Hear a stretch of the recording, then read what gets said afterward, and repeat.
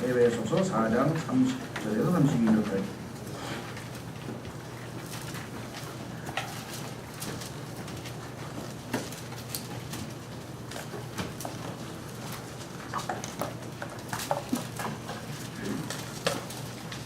에베소서 4장 30절에서 32절 말씀 한번 다 같이 하나님의 말씀 큰 소리로 한번 봉독하겠습니다. 시작.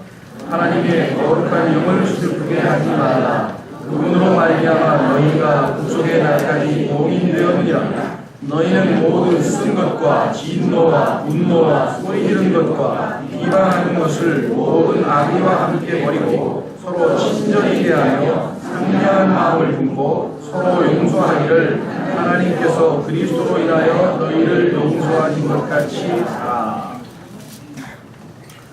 2차적으로 하나님의 거룩한 영을 슬프게 하는 것은 31절과 32절에 다 나와 있네요. 이와 같은 일을 우리가 하게 되면 성령님께서 슬퍼하신다. 조금 더 성경을 찾아서 구체적으로 한번 살펴보려고 합니다. 잠깐 기도하겠습니다. 오늘도 저희를 세상으로부터 구원주셔서 영과 진리로 아버지께 경배할 수 있도록 거룩한 회중으로 불러주셔서 감사합니다. 주님께서 이를 구속하셔서 주님의 자녀로 삼지 아니하셨더라면 저희가 이 엄청 큰 축복과 참으로 이 복된 자리에 있을 수 없음을 이 시간 고백드립니다. 주님의 긍휼하심과 은혜에 감사드리고 또 무엇보다도 저희가 감히 주 앞에 나올 수 없는 자들이지만 주님 말씀하신 대로 우리 주 예수 그리스도의 보배는 피를 힘입어서 담대히 은혜의 왕좌 앞에 나왔습니다. 주님 약속하신 대로 긍휼을 베푸시고 필요한 은혜를 도우심을 허락해 주셔서 이 시간에 저희가 큰 복을 누리도록 도와주시기를 원합니다. 무엇보다도 참으로 심히 무지하고 무능하고 무기력합니다. 약속대로 응하게 하시고 지혜와 명철을 더하시고 주님의 영으로 충만하게 채우셔서 이 말씀의 사역을 온전히 성취해서 아버지 하나님께 존귀와 영광과 기쁨을 드리고 우리 모두에게는 큰 유익과 복을 허락해 주시기를 간절히 간구드립니다. 주님 이런저런 사정으로 참석하지 못한 지체들이 있습니다. 그들을 기억해 주시고 그들을 돌보아 주시고 그들에게도 동일한 복을 허락해 주시기를 간절히 간구드립니다. 이 시간을 아버지 손에 온전히 부탁드리옵고 모든 말씀을 우리 주 예수 그리스도 이름으로 기도하옵나이다.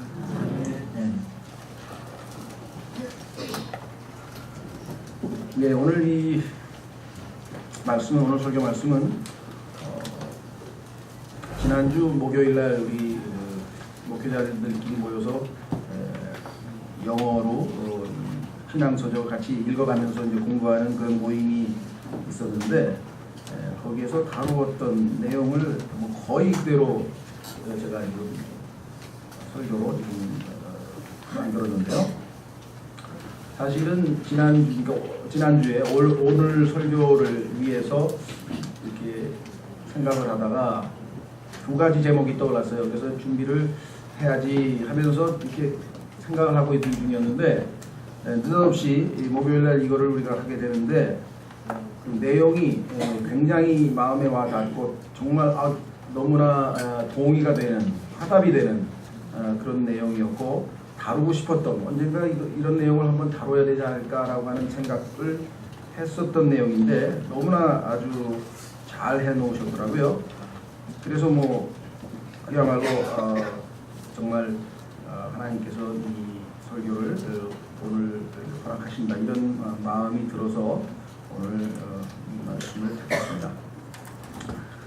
하나님의 거룩한 영을 슬프게 하지 말라라고 하는 제목인데요. 그것은 성경 구절을 그대로 우선 인용을 했죠. 에베소서 4장 30절에 나와 있는 내용인데 우리가 오늘날 구약에는 하나님 아버지의 시대다. 그다음에 예수 그리스도의 초림서부터 지상생애 때는 주 예수 그리스도의 시대라. 주님께서 승천하신 이후에 오늘 성령의 시대라. 이런 말들을 주로 합니다. 그게 성경적으로 교회적으로 정해진 건 아니지만 일단 주로 우리가 그렇게 말을 해도 크게 무리는 없는데 문제는 우리가 성령님에 대해서 너무 무지하다라고 하는 것이겠죠.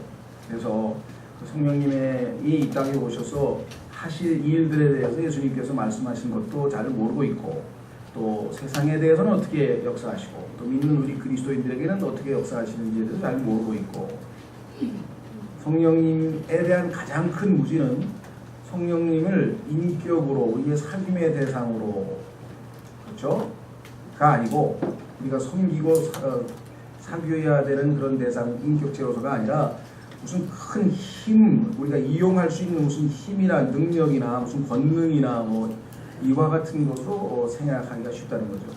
그래서 우리가 성령으로 충만하게 채워 주시옵소서 막 이렇게 기도할 때 보면 마치 우리가 지금 텅 비어 있는데 능력도 없고 무기력한데 그냥 무슨 충전하듯이 에너지 충전하듯이 막 충전을 막 해달라는 그런 이미지와 뉘앙스를 가지고 사람들이 성령님을 대하는 것 같아요.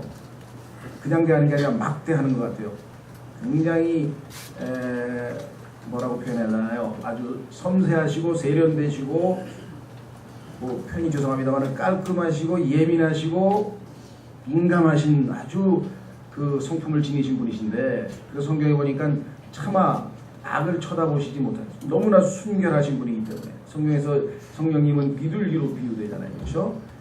그래서 아주 그런 분이신데 그런 분을 마치 우리가 그냥 무슨 텅 비어 있으니 막 우리가 뭘 채워 넣듯이 그냥 그와 같이 대하는 경우가 얼마나 많은가 그리고 우리가 생각해 보게 됩니다. 그래서 오늘 하나님의 거룩한 영이 슬퍼하신다라고 하는 그 말 자체가 벌써 우리가 그분의 성품을 우리가 엿볼 수 있죠. 하나님께서 기뻐하실 때가 있는가 하면 슬퍼하실 수도 있어요. 하나님께서. 자, 그래서 오늘 앞부분에 제가 이렇게 좀 정리해 넣었습니다. 성령님에 대한 무지는 제가 이렇게 기록했죠. 여러분 나눠드린 그 주보에 성령님에 대한 무지는 성령님께서는 단순한 힘이나 능력 혹은 에너지가 아니라 인격이심을 많은 그리스도인들이 놓치고 있다는 사실에서 입증된다고 하겠습니다. 그러나 오늘 본문 말씀대로 인격이신 성령님은 인격이시니까 슬퍼하실 수 있죠. 그렇죠? 인격이 아닌 존재는 슬퍼할 수가 없는 것이죠. 슬퍼하시는 그 분이시기 때문에 성령님은 우리의 말, 생각, 행동에 따라 마음을 상하실 수도 있고 또 순결하셔서 차마 악을 보실 수 없는 인격이십니다. 이 성령님을 우리 그리스도인조차도 너무나 자주 슬프게 해드리고 있는 것이 우리 모습일진데 오늘 말씀이 우리 모두에게 새롭게 각인되기를 바랍니다. 우리가 성령 안에서 걷고 성령으로 충만해지려면 먼저 이 명령에 순종해야 할 것입니다. 그렇다면 구체적으로 성령님을 슬프게 하지 않는다라는 것은 무슨 의미일까요? 한번 성경을 통해서 확인을 해보겠습니다. 첫 번째로 우리가 성령님을 잊어버린다는 것이죠. 그분의 존재를 무시할 때 그분은 슬퍼하십니다. 그리스도인들 중에는 성령님이 우리 안에 계신다고 하는 사실조차를 잊고 잘 인식하지 않고 지내는 분들도 있어요. 몰라서는 아니겠죠. 물론 어떤 분들은 모르는 분도 있는 것 같아요. 구원은 받고 죄 사함은 받고 죄 씻음은 받고 예수님의 보혈에 대해서는 들었는데 예수 그리스도를 믿는 순간 성령님께서 우리 안에 들어오셔서 내주하고 계신다. 하나님께서 자신의 아들의 영을 우리에게 보내셨다. 라고 하는 성경을 통해서 하나님께서 내 안에 계신다고 하는 사실을 배우지 못한 사람은 아마 성령님이 자기 안에 계신지를 모르고 있는 사람들도 있는지 모르겠어요. 어쨌거나 고린도전서로 가시면 고린도 교회 형제들이 바로 그런 형제들이었는 것 같습니다. 고린도전서 3장부터 먼저 보겠습니다. 고린도전서 3장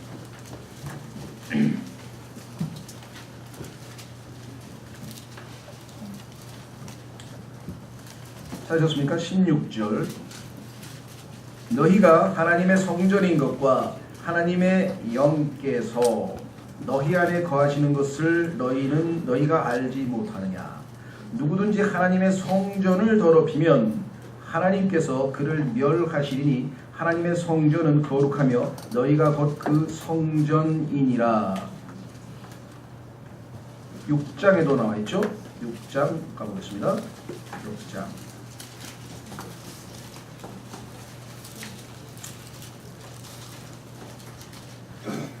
찾으셨습니까? 15절부터 6장 15절부터 너희 몸이 그리스도의 지체인 줄을 너희가 알지 못하느냐? 그런즉 내가 그리스도의 지체를 취하여 창녀의 지체로 만들겠느냐? 결코 그럴 수 없느니라. 도대체 무슨 말이냐? 창녀와 결합하는 자는 한 몸인 줄을 너희가 알지 못하느냐? 그분께서 이르시되 둘이 한 육체가 되리라 하시느니라. 그러나 주와 결합하는 자는 한 영이니라. 음행을 피하라. 사람이 행하는 모든 죄는 몸 밖에 있거니와 음행하는 자는 자기 몸의 죄를 짓느니라. 도대체 무슨 말이냐? 너희 몸이 너희가 하나님에게서 받은 바 너희 안에 계신 성령님의 전인 줄 너희가 알지 못하느냐? 너희는 너희 자신의 것이 아니니 주께서 값을 치르고 너희를 사셨느니라. 그런즉 하나님의 것인 너희 몸과 너희 영으로 하나님께 영광을 돌리라. 그렇죠? 성령님이 분명히 내 안에 내주하고 계신데 우리가 그것을 잊어버리거나 그래서 막 행동하거나 마치 우리 안에 안 계신 것처럼 또는 계신 것을 알면서도 무시해버리거나 이렇게 되면 우리가 잊어버리고 있는 것보다 더 모욕적인 일이 발생하는 거죠. 잊어버렸을 때는 그렇다고 치고 성령님이 내주하시는 것을 알면서도 만약에 무시하고 행동을 해봤다. 그분이 존재하신다는 사실을. 그렇죠? 네. 최근에 어떤 자매님이 동창들 모임에 갔는데 어떤 친구가 아주 자기를 아는 척을 안 하더라는 거예요. 왔는데 이렇게 다가가는데 자기한테는 눈길도 안 주고 다른 사람하고는 뭐 아주 재밌게 얘기를 하면서 쳐다도 안 보고 완전히 존재 자체를 있는 것 자체를 무시해버려 가지고 아주 큰 모독감을. 그래서 아주 마음이 상해 있는 그런 이야기를 들은 적이 있었습니다. 여러분 어떠십니까? 어떤 사람한테 모임에 갔든 아니면 뭐 직장에서든 아니면 학교에서든 간에 만나서 이렇게 인사를 하면서 안녕하세요 하고 했는데 상대방이 휙 고개를 돌리면서 무시하고 지나갔다. 얼마나 큰 모욕을 느끼겠어요. 그렇죠? 근데 우리 안에서도 우리가 성령님께서 분명히 계신데도 불구하고 그것을 무시한 채로 우리가 막 행동하고 살았다. 그럼 상당한 모욕감을 느끼실 거라는 거죠. 그러니까 사실은 여러분과 제가 다른 죄보다도 성령님을 모욕감을 들게 할 정도로 성령님에 대한 인식조차 안 하고 살아가는 것, 이거 보통 심각한 일이 아니에요. 그렇죠? 예. 히브리서 11장 6절로 가시면 오죽하면 하나님께서 하나님께 나아오는 자는 하나님이 계신 것부터 믿어야 된다 그랬어요. 네? 오늘 성령이 계시네. 계셔요. 다른 데 계신 것도 아니고 여러분과 제 안에 들어와 계셔요. 네? 지금 여러분이 집에서 지금 생활하고 계신데 이명박 대통령이 손님으로 와 계셔요. 그 여러분 어떻게 하겠습니까? 얼마나 조심스럽게 얼마나 정성스럽게 섬기고 그렇죠? 그분이 무슨 말씀하시는가 불편하지 않나 항상 배려하려고 그럴 거 아니겠어요? 그렇죠? 신경이 온통 거기에 가 있지 않겠습니까? 그런데 이명박 대통령을 창조하신 더 거룩하신 손님이 우리 아래에 와 계신데 이분에 대해서는 아무 신경을 안 써. 그렇죠? 얼마만큼 신경을 쓰고 사십니까? 여러분 안에 내주하시는 성령님께 얼마만큼 신경을 쓰고 사시냐 이 말이에요. 성령님께서 때로는 수없이 많은 이 말씀도 하셨을 텐데 정신이 딴 데 빠져서 아예 들리지도 않는 경우도 많을 거예요. 우리가 아직 성숙이 덜 됐으니까 예민하지 못해서 성령님의 음성이 아예 안 들릴 때도 있겠죠. 그러나 어떨 때에는 분명히 들렸거든? 근데 무시해버리는 수도 있잖아요. 그렇죠? 예. 과거에 제가 글쎄 여기 해당되는지 잘 모르겠는데 새벽 기도를 갔어요. 옛날에 새벽에 기도를 가가지고 열심히 이제 기도를 하고 딱 하는데 보니까 아는 그 분이 계시더라고. 굉장히 그 장애자신데 약간 어려움을 겪고 계신 분이신데 그분이 이렇게 얘기를 들어보니까 뭐라 그럴까요? 자기가 생업을 하려면 우유를 배달해야 되는 자전거가 없다는데 자전거가 필요하다는 거예요. 근데 보니까 제가 자전거가 있으니 별로 안 타요. 집에 있었어요. 그래서 마음에 순간적으로 저는 그게 아마 성령님이라고 생각이 됐었는데 주라는 음성이 딱 마음에 들어오는 거예요. 주라. 근데 순간적으로 아깝다. 그래서 막 갈등을 벌이다가 성령님의 그때는 너무 어려서 성령님의 음성 같기도 했는데 그냥 무시해버렸어요. 예, 결과는 그 다음날 도둑 맞았어요. 하나님이 나를 알려주시는 너 어제 그게 내가 한 거였어. 네가 잘 모르는 것 같은데 내가 가르쳐주는데 그게 내 음성이었거든. 사무엘도 음성이 들리니까 어디서 하면서 엘리한테 가서 부르셨습니까? 그랬더니 안 불렀는데 하나님의 음성을 영적으로 어려서 못 알아듣고 계속 3번씩이나 엘리에게 갔던 것처럼 막 그 정도밖에 안 됐나 봐요 제가. 그러니까 하나님께서 알려주시기 위해서 그렇게 교훈을 주셔서 제가 잊어먹지 않고 그때 그게 주님이 주신 마음이었구나 이거를 지금 생각하는데요. 여러분도 어떠신지 모르겠어요. 누구에게 하나님께서 가만히 있어봐.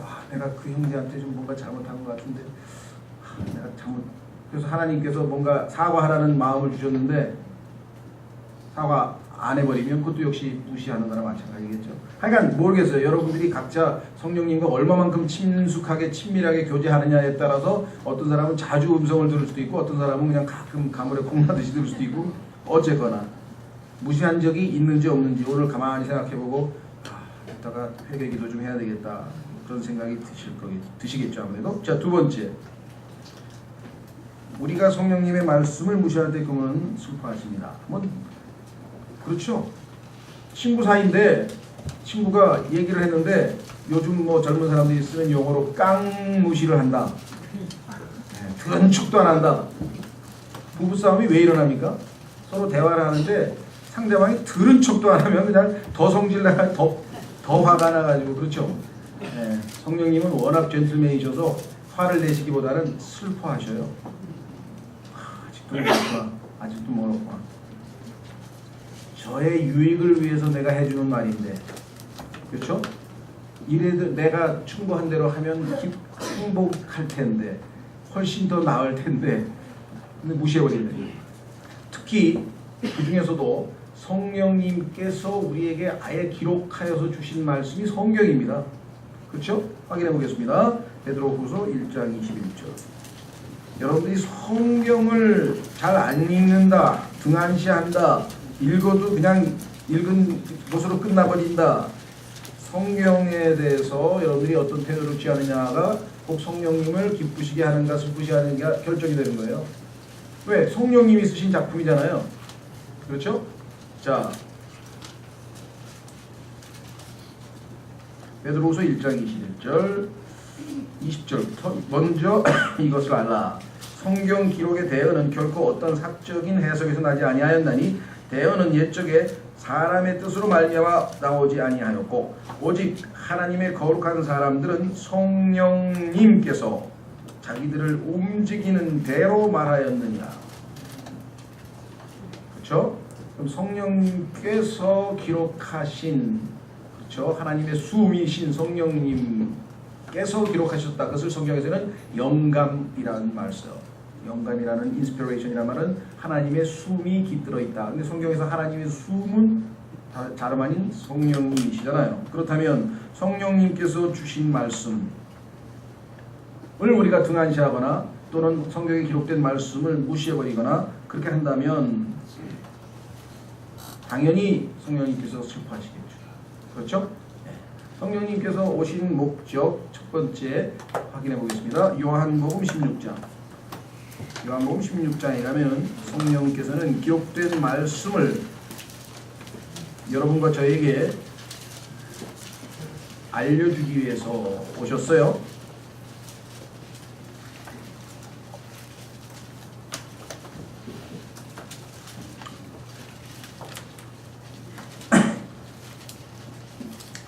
우선 7절부터 보시면 세상에 대해서는 이렇게 얘기했죠. 그럼에도 불구하고 내가 너희에게 진실을 말하노니 내가 떠나가는 것이 너희에게 유익하니라. 내가 떠나가지 아니하면 위로자께서 너희에게 오지 아니하시리라. 그러나 내가 떠나면 내가 하늘로 아버지께로 가면 내가 그분을 너희에게 보내리니 그분께서 오셔서 죄에 대하여 의에 대하여 심판에 대하여 세상을 꾸짖으시리라.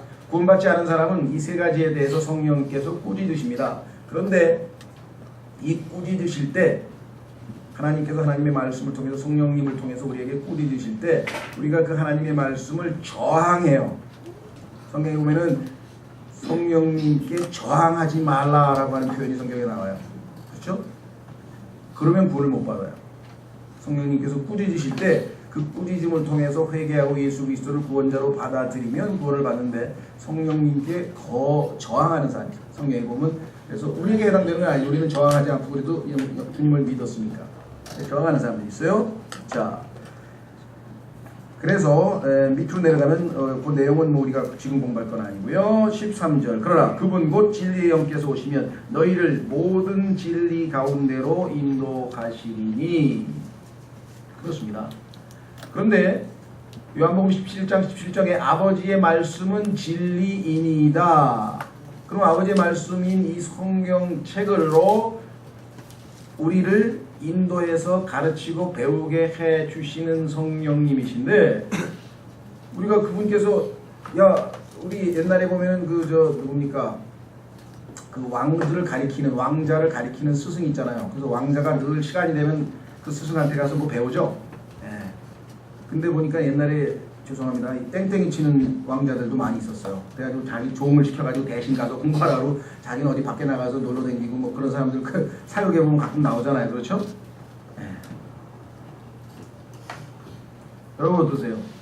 성령님께서 내가 너에게 이제 공부를 가르쳐 줄 시간인데 모든 진리 가운데로 인도해야 될 시간인데 딴 데로 새버렸다 이게. 그러면 어떻게 돼요? 슬퍼하신다. 무시한 거라. 특히나 약정된 시간에 예를 들면 주일날 예배에 빠진다든가 정해진 시간에 자기가 공부하기로 마음먹었는데 물론 불가피한 일이 있을 수 있겠죠. 성령님께서 그것을 감안하시지 않겠지는 않겠지만 마음을 알 거 아니에요. 정말 원하는 게 아니라 마음이 식어버려서 에이 아직까 성령 공부 한두 번 빠지는 것도 대수인가? 그게 무시하는 거잖아요. 이거 그죠? 그런 무시하는 인격적인 태도에 대해서는 아주 굉장히 아주 예민하신 성격이에요. 그런 거는 아주 금방 알아차려요. 여러분과 제가 성령님을 무시하고 있는지 정말 어쩔 수 없는 사정이어서 정말 죄송한 마음을 머금고 예배를 빠지는지 이건 다 아신다니까. 그래서 그분의 말씀을 우리가 무시할 때 그분은 슬퍼하신다. 우리가 그 어떤 상황에 접해서 어떤 문제에 봉착해서 해결을 구해야 됩니다. 이게 어떻게 해야 될까? 답을 구합니다. 그렇죠? 뭐 그리스도인이면은 기도를 당연히 하겠죠. 네, 그것도 훌륭한 일입니다. 그렇죠? 그러나 이미 그 문제들에 대한 우리 이 세상에서 인간 사이에서 일어나는 모든 거의 문제들에 대한 답은 성령님께서 이미 다 써놨어요. 여기다가 이미 답을 다 써놨어. 그렇죠? 그러니까 어떤 사람이 주님 이 문제를 어떻게 할까요? 그러면은 묵묵부답이시면 해답은 뭐예요? 써놨느니라. 읽어보라는 거예요. 그 성경에 나오잖아요. 너희가 이렇게 성경에 써있는 것을 읽어본 적이 없느냐? 그러니까 바울이 밤낮 물어보잖아. 하나님의 말씀도 여기 써있는데 그렇죠? 부지런히 공부하고 부지런히 읽고 그래서 그러면 성령님의 견해는 이러시군요. 그럼 내 생각을 버려야 되겠군요. 그렇죠? 어떤 사람은 성령님의 견해는 알겠습니다만 이번만은 제가 제 뜻대로 한번 해보겠습니다. 그런 분도 계실지 모르겠어요. 그래봐야 나중에 전부 손해를 당하는 거예요. 나중에 가서 후회하는 거죠. 그렇죠? 그때 그분의 견해를 따를 걸. 그렇죠? 불효자식은 거의 나중에 끝나고 그래. 젊었을 때, 어렸을 때 어머니 말씀대로 할 걸. 대부분이 그거죠. 신앙생활에서 후회하는 사람들도 다 그거예요. 그때 말씀대로 할 걸. 자, 근데요, 더 우리가 하나님 앞에 죄송한 거는 그 순간에 무시당할 때 느꼈을 그분의 그 인격적 모독감을 한번 자. 여러분들도 마찬가지잖아요. 예? 특히 부모님들 그냥 자식이 이제 아버지 어머니 좀 늙었다고 무시하면 막 화가 나죠, 그렇죠? 예. 친구 사이에서 무시당하면 화가 나는. 근데 성령님이 말씀을 우리가 소홀히 여기고 무시하고 가볍게 여기고 알았어요? 참조하죠. 뭐 이 정도로 나가면 안 되는 겁니다. 절대적으로 우리가 순종해야 되는 말씀이죠. 그 다음에 세 번째, 우리가 성령님의 목적과 갈망과 능력을 의심하거나 불신할 때 그렇죠? 자, 성령님의 목적은 성경에 보니까 우리를 안에서 들어오셔서 변화시켜서 예수 그리스도처럼 만드시는 거예요. 우리를 성화라고 그러죠? 네, 점점 거룩하게 만드시는 그 사역을 하십니다. 뭐 성경에 많은 구절이 있지만 가장 우리에게 와닿는 구절은 고린도후서 한번 찾아보겠습니다. 고린도후서 3장.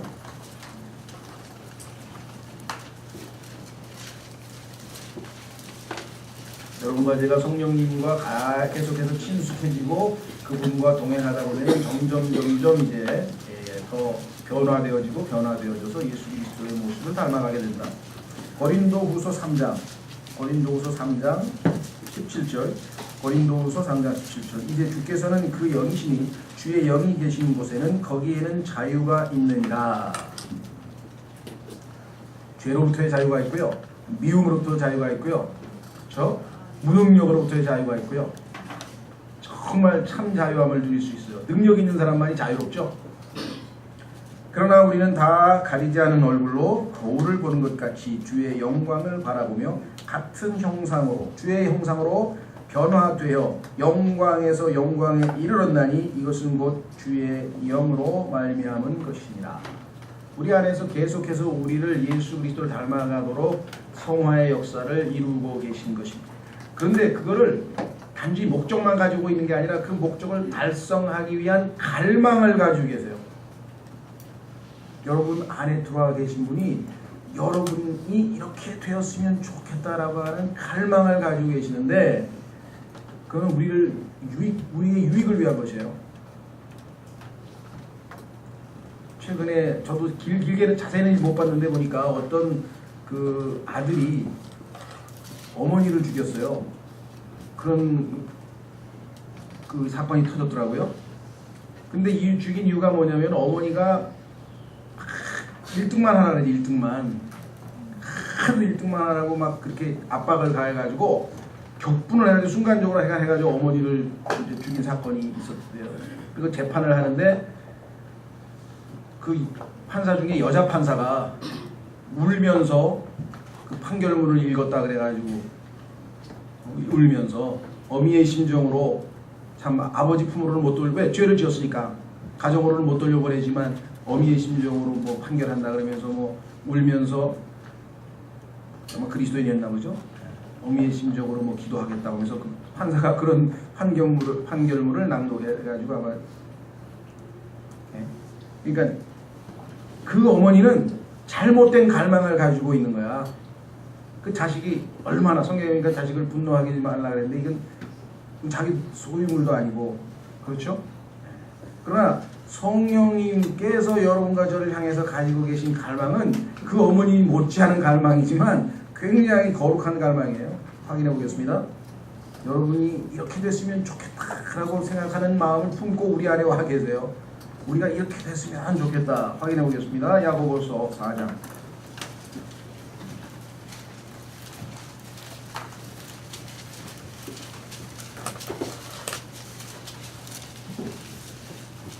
야고보서 4장 4절. 야고보서 4장 4절. 너희 간음하는 남자들과 간음하는 여자들아, 세상과 친구가 되는 것이, 여기서는 육체적인 간음뿐만 아니라 하나님보다 더 뭔가를 사랑하는, 그 중에서 특히 세상을 사랑하는 사람에 대한 영적 간음에 대한 얘기네요. 세상과 친구가 되는 것이 하나님과 원수되는 것인 줄 너희가 알지 못하느냐? 그러므로 누구든지 세상의 친구가 되고자 하는 자는 하나님의 원수가 되느니라. 세상과 하나님 사이에서 성령님은 우리가 점점 더 하나님 쪽으로 기울고 더 하나님께로 향하고 더 하나님께 우리의 시간을 드리고 마음을 드리고 우리의 모든 것을 들여서 하나님과 더 가까이 더 친숙하게 그렇게 하는 역할과 임무를 띠고 지금 우리 안에 와서 갈망하고 계신데, 우리가 세상으로 향하면 그 마음에 시기하는 마음이 생깁니다. 성경에 보니까 나 주는 질투하는 하나님이라. 나 주는 질투하는 하나님. 여러분 하나님이 질투하는 하나님이라는 거 체험해 보신 적 있습니까? 여기 써 있잖아요. 보세요. 5절에 너희는 성경 기록이 우리 안에 거하는 영이 시기하기까지 욕심을 내느니라 하고 헛되이 말하는 줄로 생각하느냐? 하나님께서 너희가 하나님 대신 세상을 택하고 쾌락을 택하고 지가 하고 싶은 대로 세상적인 것을 선택해버리면 성령께서 시기심까지 나도록 아주 몹시 질투하신다는 사실을 아느냐? 여러분 알고 계십니까? 그런 걸 느껴보신 적이 있나요? 아, 내가 세상을 너무 사랑했더니 하나님이 질투가 나셨구나. 아이고 내가 이 성경에 보니까 질투보다 강한 게 없다 그랬는데 여러분들 질투보다 더 강한 거 있는 줄 아세요? 확인해 보겠습니다. 하나님이 얼마나 강한 질투로 여러분을 사랑하시는지. 질투라는 거는요 사랑하니까 가능한 거예요. 사랑 안 하면 뭐 마음대로 하라 그러지 질투가 왜 생기겠어요? 사랑하니까 질투가 생기는 거죠. 질투하는 하나님이라고 하는 마음은 우리를 아주 그죠? 온전히 독점하시겠다는 사랑의 아주 강력한 표현이시잖아요. 자, 솔로몬의 아가서를 보시면 6절 8장 6절 솔로몬의 아가 8장 6절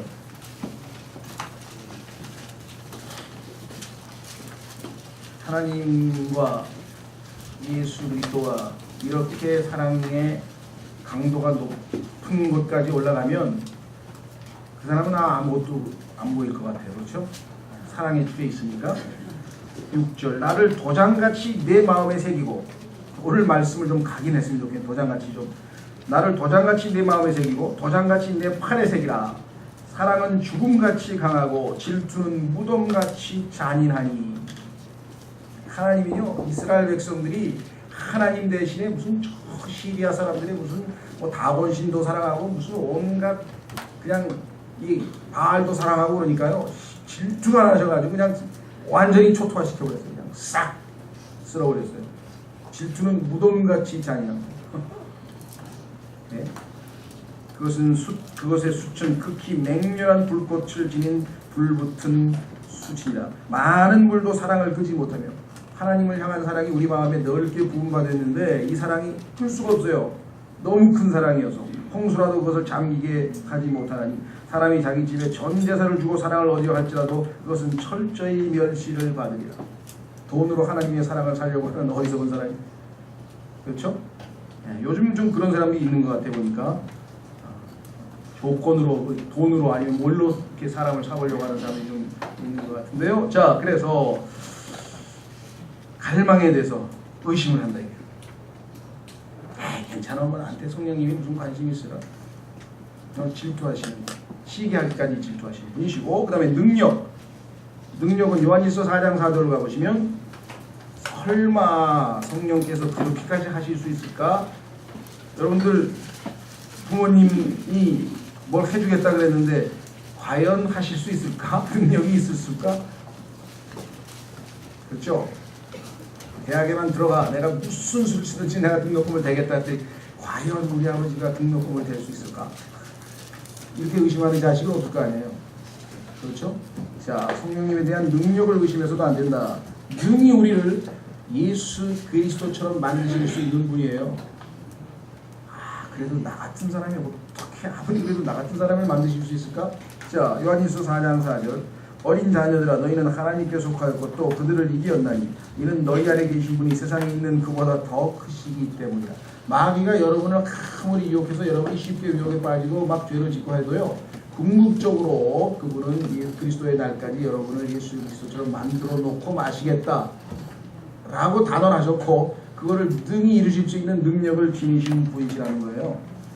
네 번째로 우리가 성령님의 자리를 차지하고 우리 자신을 높일 때 그분은 슬퍼하십니다. 이게 당연하죠. 제일 하나님께서 싫어하시는 것이 교만인데 그렇죠? 성령님께서 지시를 내리거나 마음을 주시거나 성경을 통해서 말씀하시려고 하는데 자기가 성령님을 대신에 더 높이 올라가서 자기 마음대로 판단한다.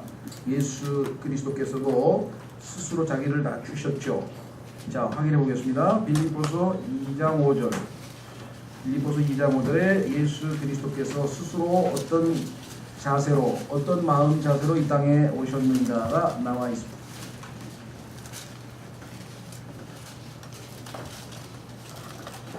빌립보서 2장 5절 너희 안에 이 생각을 품을지니 그것은 그리스도 예수님 안에도 있던 생각이라. 그분은 하나님의 형체로 계심으로 하나님과 동등함을 강타로 여기지 아니하셨으나 스스로 무명한 자가 되어 대사 자기 위에 종의 형체를 취하시고 사람들의 모습이 되셨으며 사람의 모양으로 나타나사 자기를 낮추시고 죽기까지 순종하셨으니 곧 십자가의 죽음이라. 따라서 교만이라고 하는 것은 이 성령님을 슬프게 하고도 남는 그런 행위죠. 자, 확인해 보겠습니다. 다시 한 구절. 베드로전서 5장. 베드로전서 5장.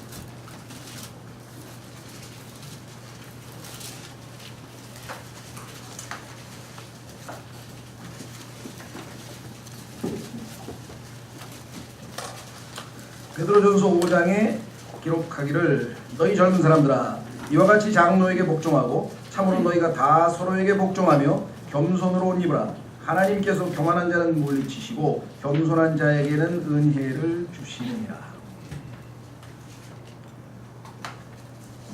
그러므로 하나님의 강한 손 밑에서 스스로 겸손하라. 그리하면 정하신 때에 그분께서 너희를 높이시리라. 우리가 하나님의 성품에 어긋난 그러한 모습을 보이면 성령님께서 당연히 마음에 기뻐하실 리가 없는 것은 너무나 당연한 것 같죠? 자, 다섯 번째로 우리가 죄를 지을 때 성령님은 슬퍼하신다. 뭐 너무나 당연하죠?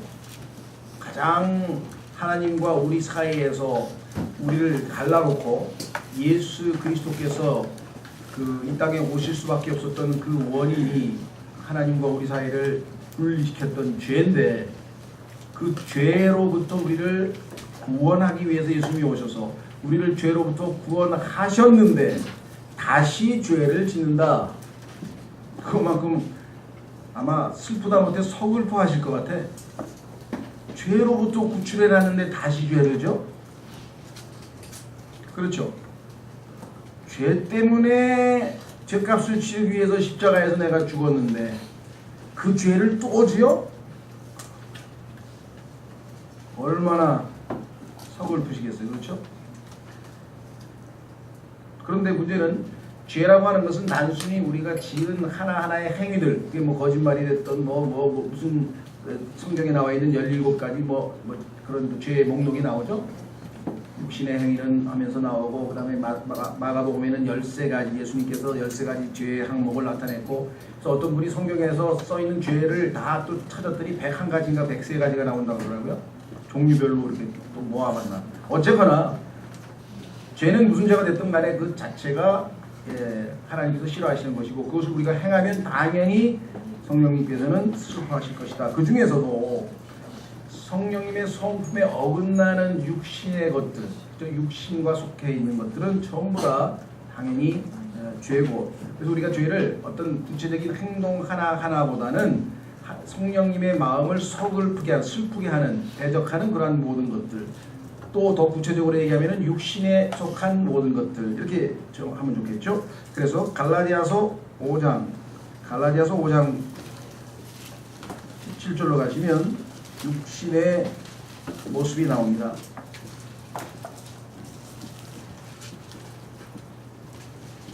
갈라디아서 5장 16절부터 그런즉 내가 이것을 말하노니 곧 성령 안에서 걸으라. 그리하면 너희가 육신의 욕심을 이루지 아니하리라. 그럼 성령 안에서 걷지 않으면 육신의 욕심을 이루겠네요. 그렇죠? 성령님의 슬퍼할 수밖에 없는 상황이네요. 육신은 17절 성령을 대적하여 욕심을 부리고 성령은 육신을 대적하나니 이 둘이 서로 반대가 되므로 너희가 원하는 것들을 너희가 능히 하지 못하느니라.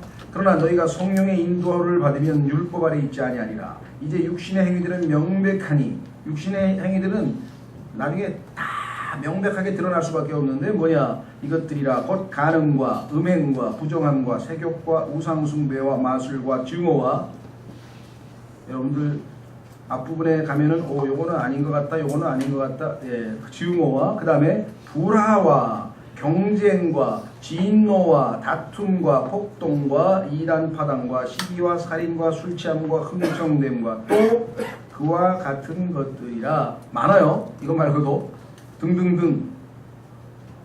그렇죠? 분명하게 육신에 속한 모든 것들, 성령님을 대적하는, 그렇죠? 육신은 성령님을 대적한다고 했으니까 당연히 성령님을 슬프게 할 수밖에 없는 것이다. 그렇죠? 자, 그 다음에 이제 여섯 번째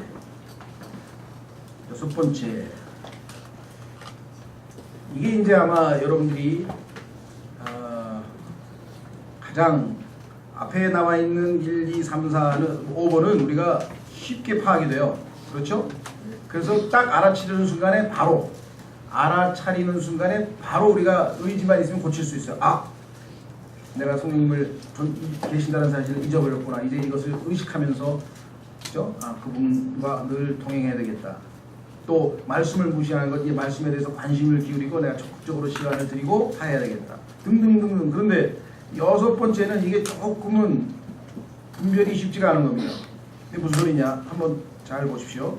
우리가 성령님 자신보다 그분의 능력과 은사와 체험에 더 관심을 가질 때 성령님은 슬퍼하십니다. 성령님과 성령님이 가지신 것 차이가 있는 것 같기도 하고 비슷한 것 같기도 하죠? 그렇죠?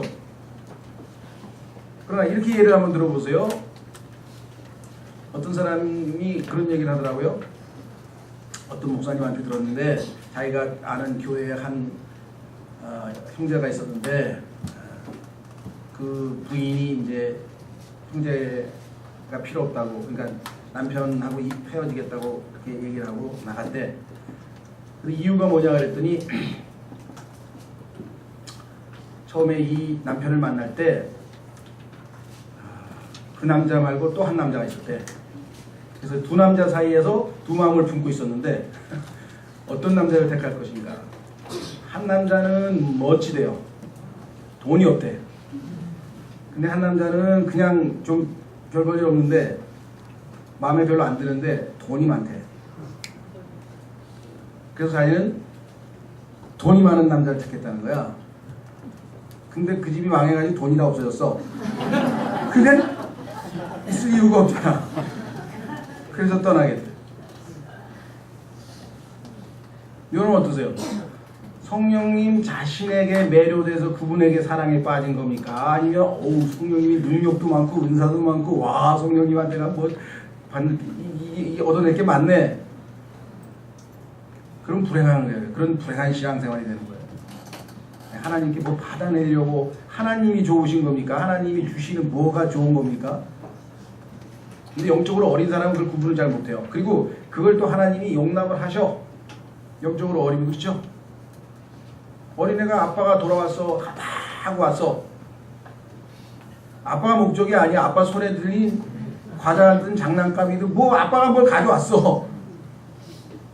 그래서 그거를 낚아채서 제 방으로 들어가서 문 꽉 닫고 그거 갖고 재밌게 노는 거야.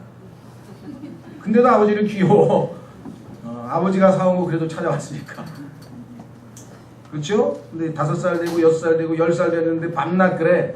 아버지는 쳐다도 안 보고 아버지한테 뽀뽀도 안 해주고 말이지. 그냥 아버지 손에 있는 것부터 낚아채서 들어가. 그러면 얼마나 뻘쭘하다 그러나 뭐라 그러나. 이게 뭐야. 아버지가 좋은 거야. 아버지가 가지고 있는 뭐가가 좋은 거야. 여러분 어떠세요? 많은 사람들이 신앙생활이 비참한 게 뭔지 아세요? 욥은 보세요.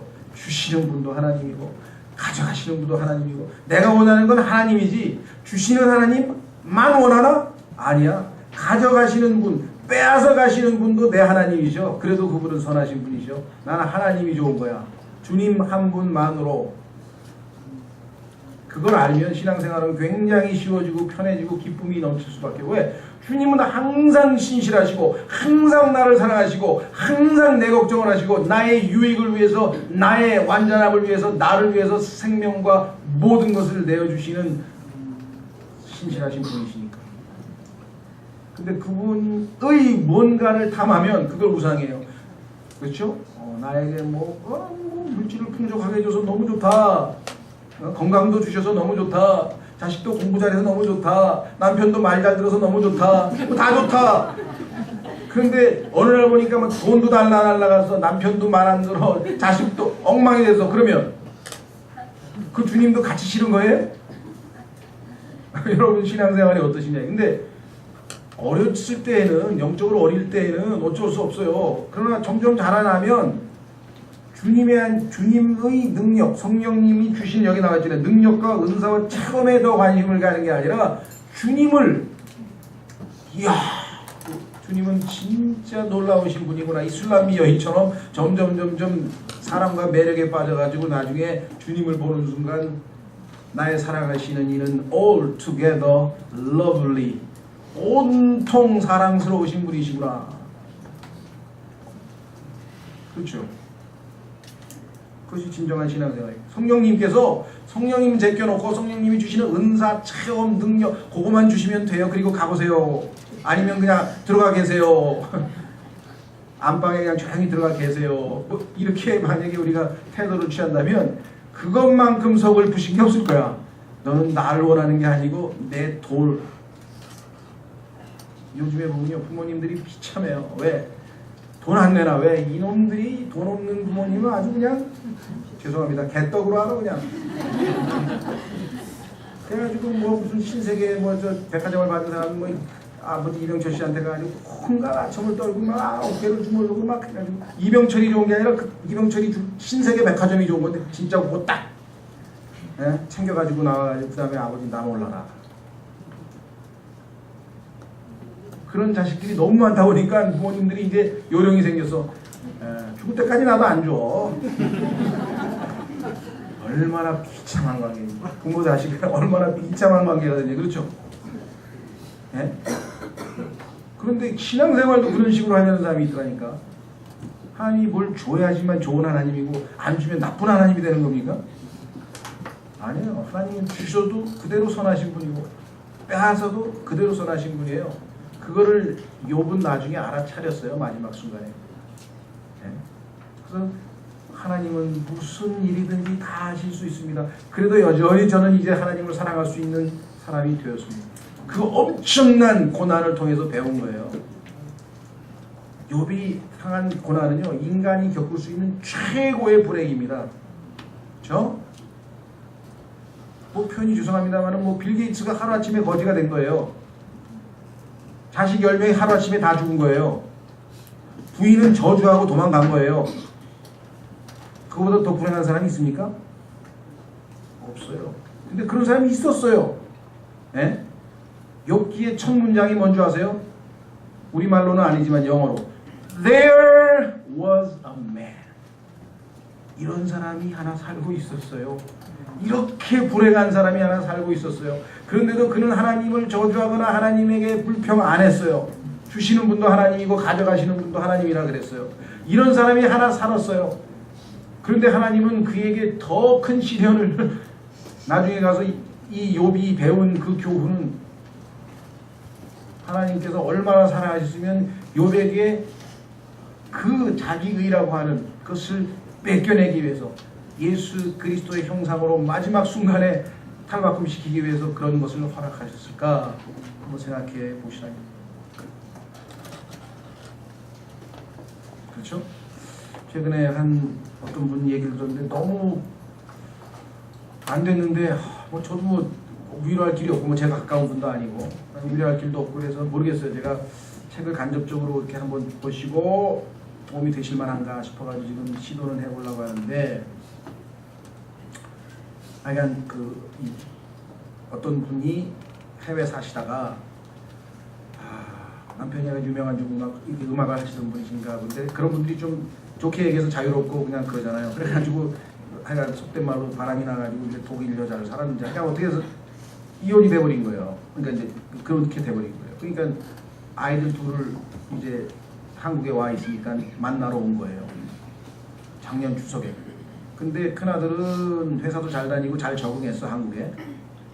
근데 작은 아들은 아마 그게 안 됐나 봐요. 그러니까 아르바이트는 하면서 좀 적응을 못 해가지고 상당히 힘들었나 봐. 그래서 어머니가 독일에서 한국에 와서 같이 이렇게 식사도 하고 그렇게 했는데 그날 어머니하고 식사한 당일날 이 작은 아들이 육중에서 자살을 했었어요. 그러니까 아마 어머니가 오니까 막 뭐 그 전에 좀 우울증을 알았대요. 자기가 한국에 적응 못하고 막 그렇게 하라고. 근데 그 어머니가 그리스도인이래요. 근데 지금 그 누구의 위로도 지금 어떻게 그냥 망연자실해서 지금 그냥 언니 집에서 그저 독일에 살다 왔는데 독일도 못 가고 한국에 그냥 있으면서 그 분의 친구 되시는 분이 지금 이제 걱정이 되는 거 왜? 추석이 다가오면 1주년이 되는 거잖아요. 그러면 어떻게 이분을 위로를 해줘야 되냐? 우리도 위로할 길이 없어요. 하나님이 위로를 하셔야 되는데 그렇죠? 글쎄 한 명 아니고 10명 죽은 사람도 있으니까 이렇게 우리가 얘기해야 되나요? 저는 뭐 어떻게 해야 될지 모르겠어요. 근데 보니까요 그런 식의 불행한 사람들이 많이 있는 그런 책이 있더라고요.